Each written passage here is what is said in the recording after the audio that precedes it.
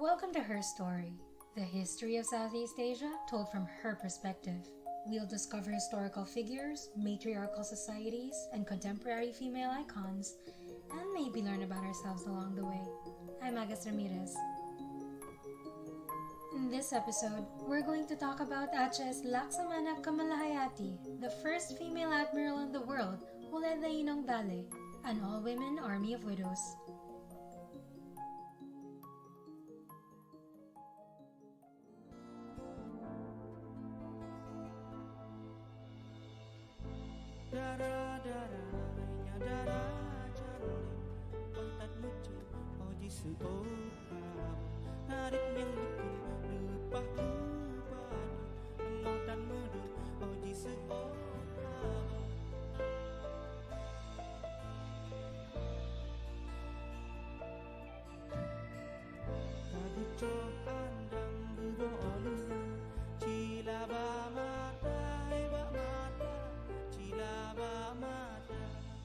That was an excerpt from the song Malahayati by the Indonesian band Keubitbit, who have graciously allowed us to play their song on the podcast.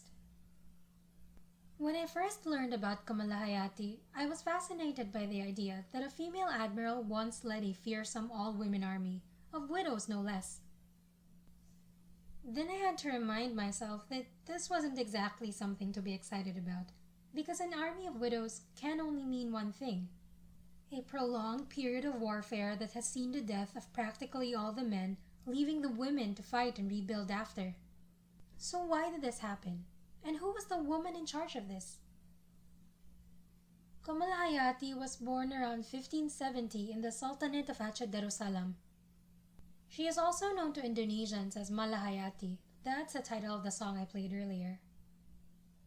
As with most of the female historical icons we have featured so far, Keumalahayati comes from a powerful family.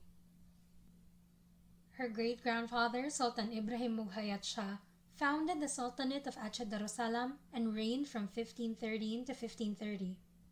This status afforded her certain opportunities that were certainly not available to other women at the time. Since she was a child, Keumalahayati showed little interest in domestic chores. She developed her love of the sea and naval knowledge from her father, Mahmud Shah, who was a respected admiral. Her father and grandfather were both respected military officers and well known in her time. Keumalahayati's mother wanted her to get married at the age of 15, but she refused. Imagine what kind of upbringing she had to have to be able to say this to her mother.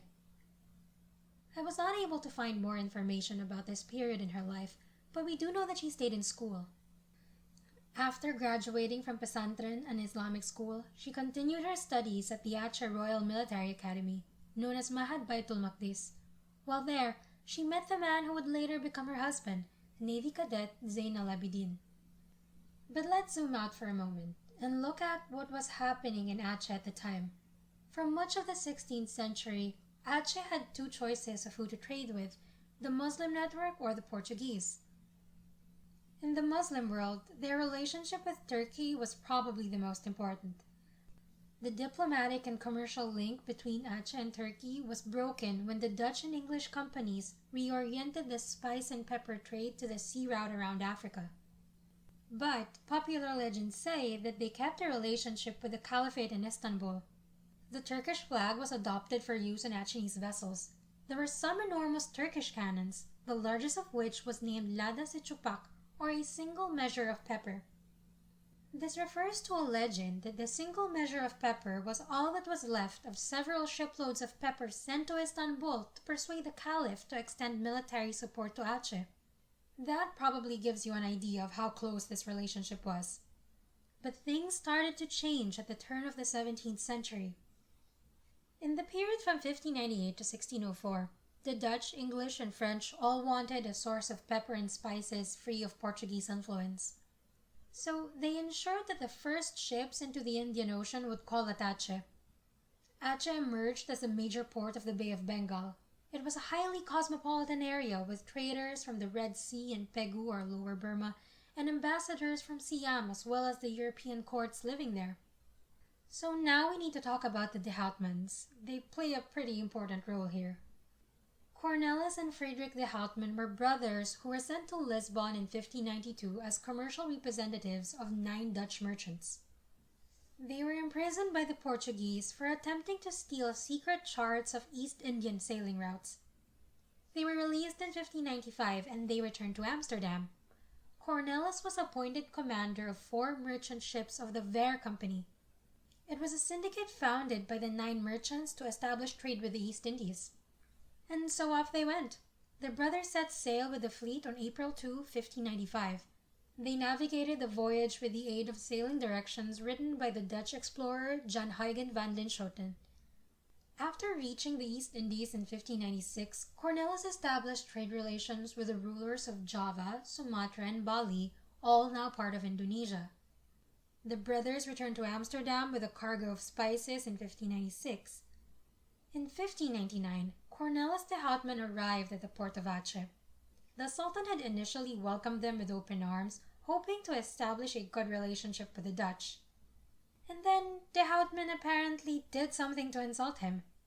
I have not been able to find a source on what kind of insult this was. Did he try to steal a map again? Did he try to shortchange the Sultan in a shipment? Who knows? But de Houtman, who had already clashed with the Banten Sultanate in northwest Java before his arrival in Aceh, decided to attack. He probably thought he had the upper hand. Now, back to Keumalahayati. When we last saw her, she had just met the love of her life in school. His name was Zain al-Abidin, and she was building a career in the military. They got married and lived happily ever... Just kidding. That doesn't usually happen in our stories. Not long after the couple's marriage, Zainal was killed during a sea battle against the Portuguese. Keumalahayati was widowed during the conflict, and so were hundreds of other women. We can only speculate how a strong female figure like Keumalahayati dealt with the loss. Did she grieve like everyone else, or did she drown herself in work, so to speak? Either way, the Sultan of Aceh, Alaeddin Riayat Shah al-Mukamil, and sorry if I mispronounced some of these names, strengthened his military by building a powerful navy. Keumalahayati proved herself a legendary commander during several battles with the Portuguese and the Dutch. To further combat the European colonizers, Keumalahayati made a request to the Sultan to form her own army. He said okay.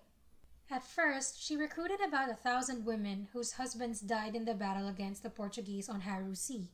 They all lived and trained in Fort Inong Balee along Kurung Raya Bay, overlooking the Indian Ocean, which also served as a military logistics center. With its strategic hill location approximately 100 meters above sea level, the fort had an unhindered view of all the ships coming into the port of Aceh Kingdom. The Inong Balee army could therefore easily attack Portuguese and Dutch warships. Keumalahayati definitely knew a thing or two about military strategy. Later, the widow's army was expanded by Keumalahayati into about 2,000 soldiers, including young girls who wished to fight for Aceh. So we return to the year 1599, where Cornelis de Houtman attacks the Sultan of Aceh.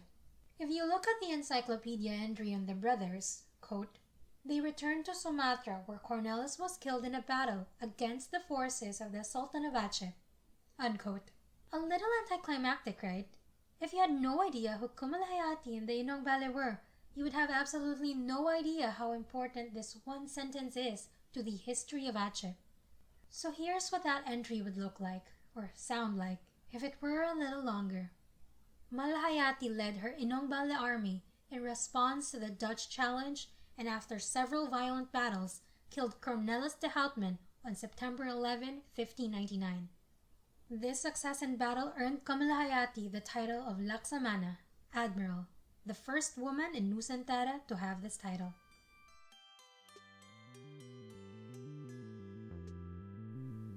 A quick break for a word from our sponsors.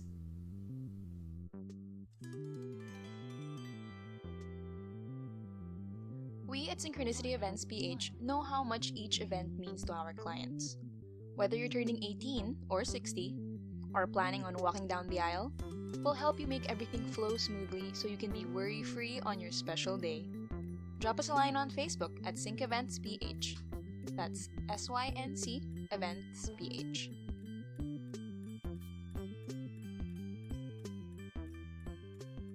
Keumalahayati's story didn't end when de Houtman died, of course. She stayed at the forefront of Aceh's defense when further Dutch forces arrived. By the way, after Cornelis de Houtman was killed, his brother Friedrich was imprisoned by the Achenese. It seems like he spent a lot of time in prison. While being held, though, he compiled the first Dutch-Achenese dictionary. So what was Keumalahayati up to? Here's a story. In 1600, a flotilla led by Paulus van Serden sank an Achenese ship, stealing its stores of pepper. The following year, under Dutch Admiral Jacob van Eck, an expedition presented itself in Banda Aceh as a merchant fleet intending to trade for pepper. Remember this guy? We met him 2 episodes ago. He was the one who wrote about the golden panels at Raja Hijau's palace. That's also something to remember here. Admiral Keumalahayati was contemporaries with Raja Hijau of Patani. Now where Raja Hijau had a good relationship with him and presented Van Eck with a golden kris, Keumalahayati had his entire group arrested and jailed. I think she suspected right off the bat that Van Eck's pepper was the one actually stolen from the Achenese ship. The tactic worked. Back in the Netherlands, Prince Maurice of Orange-Nassau didn't want to fight the Achenese or any other European powers in the area. He sent a group of 4 ships with a letter of apology addressed to the Sultan, proposing a peace treaty. After the Netherlands agreed to pay the Achenese 50,000 guilders for the losses of the seized pepper, the Sultan agreed and Friedrich de Houtman was freed. 3 ambassadors were sent to the Netherlands to negotiate further trade deals, one of whom was Keumalahayati's deputy. In the 17th century, most of Keumalahayati's work was diplomatic. For example, on June 6, 1902, a delegation led by naval officer James Lancaster arrived in Aceh with a letter from England's Queen Elizabeth I. Keumalahayati handled the negotiations with Lancaster before he met with the Sultan. After he expressed to her a desire for friendly relations with the Aceh Sultanate, at the expense of their rivals, the Portuguese, Keumalahayati asked that his proposals be put into writing before he was admitted to the Sultan's chambers. The result of these negotiations was a long history of English trade links to Aceh and North Sumatra generally. Once negotiations with the English ended, most of her attention was focused on issues of succession at the court of Aceh Sultanate. Like in our second episode, there were also problems of succession among the male rulers. In 1603, Sultan Al-Mukamil designated his son as his successor, but the son betrayed his father and seized the throne for himself, taking the title of Sultan Ali Riayat Shah. When one of his rivals, his nephew Dharmawangsa Tun Pangkat, attempted to resist this usurpation, he was arrested and imprisoned on the new sultan's orders. Keumalahayati was among Dharmawangsa's backers, and when Portuguese troops under Alfonso de Castro attacked Aceh in 1606, she successfully petitioned Sultan Ali Riayat Shah for his release, arguing that a united front was necessary to fight the invaders. After the Portuguese had been defeated, Dharmawangsa, with Keumalahayati's help, succeeded in deposing Sultan Ali and taking the throne for himself. He took the title of Sultan Iskandar Muda. That name is probably familiar to you. Under Iskandar Muda, the Sultanate achieved its greatest territorial extent and was the strongest power and wealthiest state in the western Indonesian archipelago and the Strait of Malacca. Its influence extended over much of Sumatra and peninsular Southeast Asia. It was the Aceh Sultanate's golden age, and Keumalahayati was one of the kingmakers. As Sultan, Dharmawangsa would reign until 1636. At some point in his reign, though, Admiral Keumalahayati was killed while fighting the Portuguese in a sea battle at Krang Raya Bay. She was laid to rest on Bukit Kota Dalam, a hill about 21 miles from Banda Aceh. Keumalahayati's legacy has been widely recognized in Aceh province. Local hospitals, streets, and roads and educational institutions have been named for her, and school children are still taught her story. But according to the actor Teuku Rufnu, who also hails from Aceh, Keumalahayati's name is largely unknown outside Indonesia's westernmost province. Quote, Keumalahayati's name is not in children's books or in serious literature in Indonesia. Google search reveals few details of her life, unquote. That's also what the Indonesian band Keubitbit told me when I reached out to them on Facebook Messenger. They were actually surprised that I knew about her. I guess their advocacy to make her name well known is why they agreed to let me play the song on the podcast. In November 2017, Indonesian President Joko Widodo presented a national heroine title to Keumalahayati. Filmmaker Marcela Zelianti also published a children's comic book titled Keumalahayati, Laksamana Perempuan Pertama, First Woman Admiral Keumalahayati. Dramatizing her life for new generations, an Indonesian television series was produced. And if you've ever played the 2014 video game Destiny, Malahayati was a character there, in the Warmind category of figures concerned with military strategy. Admiral Keumalahayati's tomb still stands today. You can go see it anytime. She is buried with her father and her husband. Near her grave there is a large plaque made of heavy black stone. The inscription reads, Keumalahayati was a woman who commanded the Royal Achenese Navy. She was also the chief of the Royal Intelligence Department and Royal Protocol during the reign of Sultan Saidil Mukamil Alauddin Riayat. As a Navy Admiral, she united many widows to be a navy to attack the Portuguese and built the Pantang Inong Balee, which meant the Fortress of the Widows.